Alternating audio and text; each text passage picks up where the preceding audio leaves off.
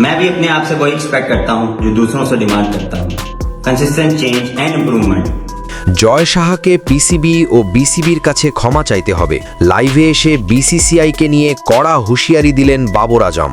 দর্শক, বিশ্ব ক্রিকেট এখন তোলপাড়। একটি সিদ্ধান্ত, একটি বয়কট, আর তার জেরে কাঁপছে পুরো ক্রিকেট অর্থনীতি। সবকিছুর সূত্রপাত মোস্তাফিজুর রহমানকে আইপিএল থেকে বাদ দেওয়ার ঘটনা দিয়ে। নিরাপত্তা শঙ্কার কথা তুলে ভারতের মাটিতে খেলতে অস্বীকৃতি জানায় বাংলাদেশ।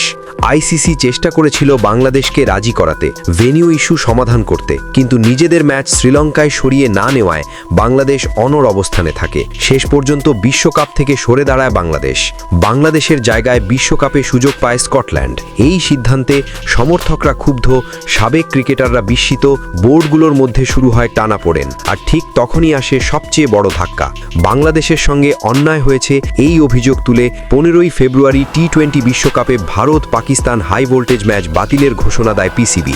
এই ঘোষণার পর বিশ্ব ক্রিকেটে নেমে আসে ঝড়, ভয়াবহ আর্থিক ক্ষতির আশঙ্কা। ক্রিকেট বিশ্লেষকদের দাবি, ভারত একাই প্রায় 6,000 কোটি টাকা পর্যন্ত ক্ষতির মুখে পড়তে পারে শুধুমাত্র ভারত পাকিস্তান ম্যাচ বয়কটের কারণে।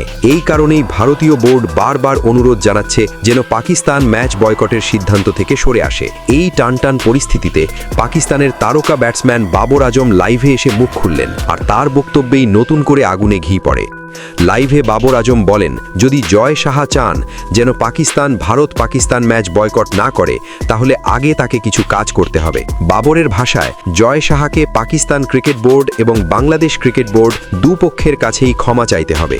বাবর আরও বলেন, বাংলাদেশের সঙ্গে যে আচরণ করা হয়েছে তা অন্যায়, এই অন্যায়ের দায় স্বীকার করতে হবে। তিনি জোর দিয়ে বলেন, শুধু ক্ষমা চাইলে হবে না, বাংলাদেশকে আবারও বিশ্বকাপে ফিরিয়ে আনার ব্যবস্থা করতে হবে। এই লাইভ বক্তব্যের পর পাকিস্তানে বাবরের প্রশংসা, বাংলাদেশে সমর্থন, ভারতে তীব্র সমালোচনা। অনেকে বলছেন বাবর আজম এখন শুধু খেলোয়াড় নন, তিনি রাজনৈতিক সাহসও দেখাচ্ছেন। দর্শক, এটা এখন আর শুধু ক্রিকেট ম্যাচ নয়, এটা সম্মান, রাজনীতি আর শক্তির লড়াই। জয় সাহা কি ক্ষমা চাইবেন? বাংলাদেশ কি বিশ্বকাপে ফিরবে?